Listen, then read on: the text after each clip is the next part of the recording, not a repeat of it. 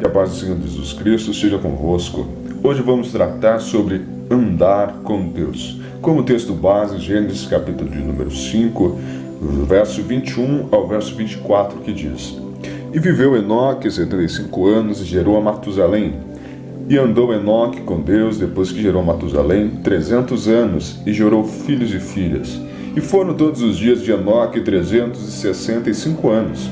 E andou Enoque com Deus, e não apareceu mais, porquanto Deus para si o tomou. Enoque é mencionado apenas 9 vezes em toda a Bíblia. 6 vezes em Gênesis e 1 vez no livro de Lucas, Judas e Hebreus. Enoque era filho de Jared e pai de Metusalém.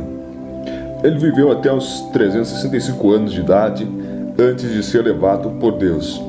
Não é dito muito sobre ele, mas nós vemos como um grande homem de fé.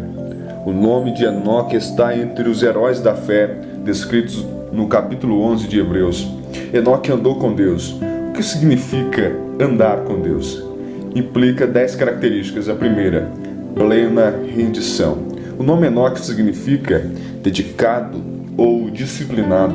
Fiel ao significado do seu nome, Enoque dedicou-se a Deus, disciplinando-se no meio de uma geração corrompida, perversa. Filipenses 2,15 diz: Para que vos torneis irrepreensíveis e sinceros, filhos de Deus inculpáveis no meio de uma geração pervertida e corrupta, na qual resplandeceis como luzeiros no mundo. Ele era plenamente conformado e submetido à vontade de Deus. Em Romanos 12,2 diz: E não vos conformeis com este mundo, mas transformai-vos pela renovação da vossa mente, para que experimenteis qual seja a boa, agradável e perfeita vontade de Deus. Enoque entendia isso. Ele entendia qual era a vontade de Deus. Ele entendia que ele precisava se render totalmente a Deus. E esse é o primeiro ponto que nos chama a atenção: a plena rendição.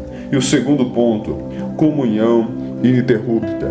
É tão maravilhoso saber que Enoque andou com Deus, mas é ainda mais maravilhoso saber que Deus andava mesmo com Enoque. Em Amós 3,3 diz: Andarão dois juntos se não houver entre eles acordo? Em 1 João 1,6 diz: Se dissermos que mantemos comunhão com Ele e andarmos nas trevas, mentimos e não praticamos a verdade. Na verdade, o caminho dos justos cresce mais brilhante com o seu caminhar mais perto de Deus.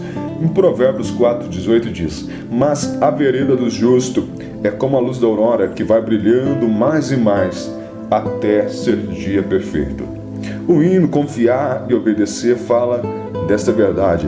Quando andamos com o Senhor, à luz da sua palavra, que glória Ele derrama ao nosso caminho. Quando temos a verdadeira comunhão com Cristo, a nossa vida realmente tem uma total diferença. A nossa vida tem uma comunhão extraordinária com Ele, de verdade. Não dizemos algo da boca para fora, mas nós ficamos muitas vezes quietos, mas estamos sentindo Ele falar conosco no nosso íntimo. Estamos sentindo verdadeiramente a presença de Deus em nossas vidas. E o terceiro aspecto, progresso contínuo. Andar com Deus significa ter um conhecimento cada vez mais íntimo dele. Não se pode andar dignamente com Deus sem primeiro ter um verdadeiro conhecimento de quem Ele é e o que Ele deseja para nós. Colossenses 1,10 diz: A fim de viverdes de modo digno do Senhor, para que seu íntegro agrado, frutificando em toda boa obra e crescendo no pleno conhecimento de Deus. Em 2 Pedro 3,18 diz: Antes, crescei na graça e no conhecimento de nosso Senhor e Salvador Jesus Cristo. A Ele a glória, tanto agora como no dia eterno. Ou seja, o terceiro ponto, progresso contínuo. Devemos estar em pleno progresso, ou seja, devemos estar continuamente buscando mais de Deus, buscando para conhecermos mais de Deus, para conhecermos quem é Deus, para buscarmos ter uma comunhão verdadeira com Ele. Precisamos cada dia mais nos achegarmos, cada dia mais nos aproximarmos A mesma coisa é como se eu estivesse fazendo amizade com uma pessoa. É a mesma coisa entre eu e Deus. Ou seja, eu vou tentar me aproximar da pessoa, vou conversar. A mesma coisa acontece entre eu e Deus. Se eu quero ter uma amizade com Deus, se eu quero andar com Deus, eu preciso ir me aproximando. Eu preciso falar com Ele. Como que eu falo com Deus? Através das orações. As orações é o nosso meio de falar com Deus. Muitas vezes nós dizemos: eu estou firmado em Deus, estou próximo de Deus, estou em comunhão com Deus, mas eu não tenho um tempo de oração, eu não tenho um tempo destinado a falar com Deus. Nós temos tempo para tantas coisas, mas não temos um tempo que é destinado a falar somente e exclusivamente com Deus. A quarta coisa, firme separação. Certamente Enoque não participou nos prazeres pecaminosos do mundo, mas buscou o prazer de Deus. Ele sabia que a amizade com o mundo e aqueles que se opõem a Deus é inimizade contra Deus.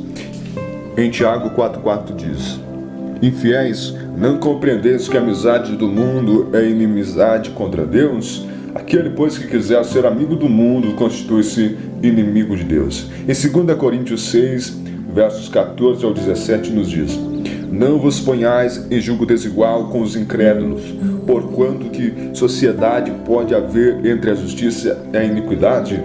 Ou que comunhão da luz com as trevas? Que harmonia entre Cristo e o maligno? Ou que união do crente com o incrédulo? Que ligação há entre o santuário de Deus e os ídolos? Porque nós somos santuário do Deus vivente. Como Ele próprio disse: habitarei e andarei entre eles. Serei o seu Deus e eles serão o meu povo. Por isso retirai-vos do meio deles, separai-vos, diz o Senhor. Não toqueis em coisas impuras, e eu vos receberei. Ou seja, firmes na separação, está dizendo que nós devemos decidir se queremos totalmente a Cristo ou se queremos ficar no mundo. Ou seja, Ele não aceita que nós vivamos 99% para Ele e 1% seja do mundo. Não. Deus quer totalmente. Se não for para ter 100% seu para Deus, Deus não quer. Ou seja, o diabo aceita isso uma facilidade. Se você dizer que quer a porcentagem que seja para Deus e outra porcentagem seja para Ele. Mas Deus não. Deus, Ele quer dedicação total. Ele quer que nós estejamos dedicados somente a Ele. Deus não divide nós com ninguém. Se queremos aproximar dEle verdadeiramente, temos que entender isso. Se queremos ter uma comunhão com Deus verdadeira, temos que nos abster das coisas do mundo, temos que nos abster do mundo e nos aproximarmos dele verdadeiramente. Em quinto lugar, inabalável perseverança. Enoque andou com Deus não uma vez por semana, mas diariamente, em meio aos cuidados e às responsabilidades da vida normal. Enoque começou a andar com Deus com a idade de 65 anos, após o nascimento de seu filho Matusalém.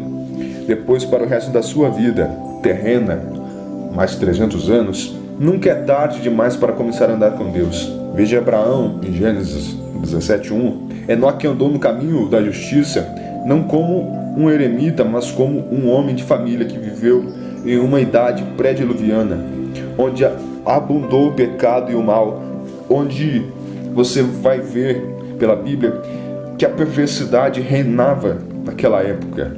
Mas você vai ver que Enoque foi um homem diferente. Em meio a tanta perversidade, a tanta maldade, ele ainda era o remanescente fiel.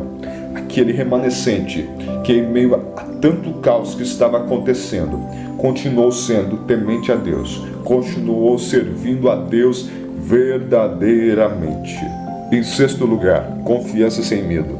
Como base, Salmos 23, verso 4 e Salmos 27, verso 1. Deus estava com Enoque, então ele não tinha medo do que o homem ou as circunstâncias podiam fazer com ele.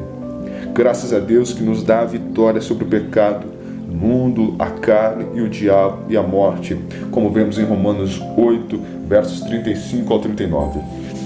Temos que ter confiança total em Cristo. Temos que ter uma confiança total em Deus. Porque a nossa vida tem que estar em torno de Deus. A nossa vida tem que estar centralizada em Deus. Se quisermos andar com Deus, temos que ter Ele em primeiro lugar em nossas vidas. Ele tem que ser o foco das nossas vidas. Em sétimo lugar, testemunho excepcional, como diz em Hebreus 11, verso 5, a parte C. Pela fé, Enoque foi trasladado para não ver a morte. Não foi achado porque Deus o trasladara, pois antes da sua transladação obteve testemunho de haver agradado a Deus. Que tributo a Enoque! Seu desejo para agradar a Deus, ele não tinha dúvida que não agradaria algumas pessoas, mas viveu Enoque querendo agradar apenas um, ou seja, querendo agradar o Deus Todo-Poderoso, como vemos em Gálatas 1:10 e Lucas 6:22. Ele sabia que muitas pessoas não iam se agradar com a atitude dele de querer verdadeiramente servir a Deus. Mas Enoque foi firme, foi perseverante da mesma maneira, porque ele sabia que era melhor agradar a Deus do que agradar ao mundo, melhor servir a Deus do que os prazeres mundanos. E é isso que Deus está dizendo para nós, que temos que entender que essa vida é passageira, que essa vida breve vai findar, mas que se nós confiarmos nele, se nós andarmos verdadeiramente com ele, que há guardado para nós no vindouro, será uma bênção nas nossas vidas. E em oitavo lugar, testemunha fiel, Judas, versículos 14 e 15.